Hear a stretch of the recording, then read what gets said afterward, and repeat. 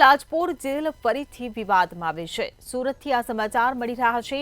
સુરતની લાજપોર જેલ ફરી એકવાર વિવાદમાં આવી છે।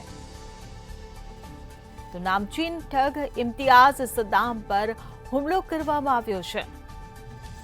લાજપોર સેન્ટ્રલ જેલમાં સદ્દામ પર ઘાતકી હુમલો કરવામાં આવ્યો હોવાની ઘટના સામે આવી છે। તમાકુ બાબતે થયેલ માથાકૂટ લોહિયાળ બની હોવાની ચર્ચા ઉઠી છે। સદ્દામની બાજુની બેરેકના 3 છોકરાઓ દ્વારા હુમલો કરવામાં આવ્યો છે।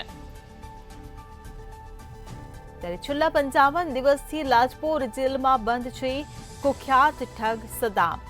ત્યારે સ્ટીલના વાટકામાંથી બનાવેલ પટ્ટી અને ચમચી વડે હુમલો કરવામાં આવ્યો છે।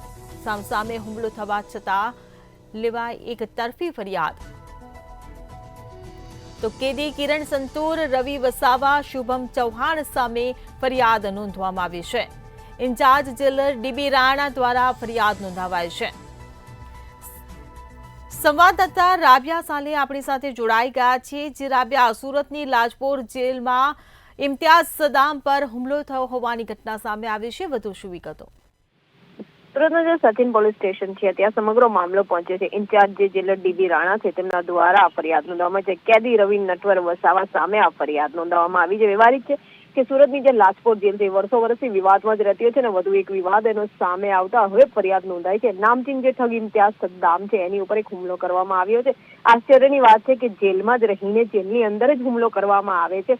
લાજપોર સેન્ટ્રલ જે જેલ છે ત્યાં ઘાતકી આ હુમલો થતા પોલીસ દોડતી થઈ હતી। તમાકુની માથાકૂટની અંદર આખો લોહિયાળ બનાવ બન્યો હતો। ત્યારે સાથે જ બાજુની જે બેરકમાં 3 યુવાનો કહી શકાય કે રહેતા હતા એમના દ્વારા હુમલો કરવામાં આવ્યો હતો। જેલની અંદર આ યુવાનો દ્વારા હુમલો કરાયો અને ત્યાં જે પોલીસ કર્મીઓ હતા તે શું કરી રહ્યા હતા તેવા અનેક સવાલો ઉઠી રહ્યા છે। ત્યારે છેલ્લા 55 દિવસથી કુખ્યાત જે ઠગ સદ્દામ છે એ લાજપોર જેલની અંદર બંધ છે। જે કેદી ઇમ્તિયાઝ છે એની બેરકના જે યુવાનો છે એમના દ્વારા આ પ્રથમ 3ને જે છે મારવામાં આવ્યો હતો અને ત્યારબાદ 3ને મોકો મળતા ફરી એકવાર બદલાની ભાવના રાખીને તેના બેરકમાં ઘૂસીને તેમની ઉપર હુમલો કરવામાં આવ્યો હતો। અને આ હુમલો પણ સ્ટીલની જે વાટકામાંથી બનાવેલી પટ્ટી હોય છે તેના વડે હુમલો કરવામાં આવ્યો હતો। ધારદાર સ્ટીલની જે પટ્ટી હોય છે તેનાથી હુમલો કરીને તેને લોહી લુહાણ કરવામાં આવ્યો હતો।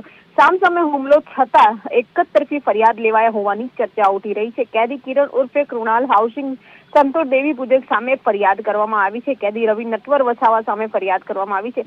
કેદી શિવા ઉર્ફે શુભમ હિસલાલ ચૌહાણ સામે ફરિયાદ કરવામાં આવી છે। આમ સુરતના સચિન પોલીસ દ્વારા સમગ્ર મામલે આ ફરિયાદ થયા બાદ વધુ તપાસ હાથ ધરવામાં આવી છે। પરંતુ આશ્ચર્યની વાત એ છે કે જેલની અંદર જ આ હુમલો થાય છે અને જેલની અંદર જ એક તરફી ફરિયાદ લેવામાં આવે છે અને કુખ્યાત જેવા આરોપી હોય છે ત્યારે પોલીસ આ હુમલા દરમિયાન શું કરતી હતી તેવા અનેક સવાલો જે છે આ ઘટના પરથી ઉઠી રહ્યા છે। જી રાબિયા, સમગ્ર માહિતી બદલ આભાર। તો સુરતની લાજપોર જેલ ફરી વિવાદમાં આવી છે। નામચીન ઠગ ઇમ્તિયાઝ સદ્દામ પર હુમલો કરવામાં આવ્યો છે। લાજપોર સેન્ટ્રલ જેલમાં સદ્દામ પર ઘાતકી હુમલો કરાયો છે। ત્યારે તમાકુ બાબતે થયેલ માથાકૂટ લોહિયાળ બની હોવાની ચર્ચા ઉઠી છે। તો સદ્દામની બાજુની બેરેકના 3 છોકરાઓ દ્વારા આ હુમલો કરવામાં આવ્યો છે।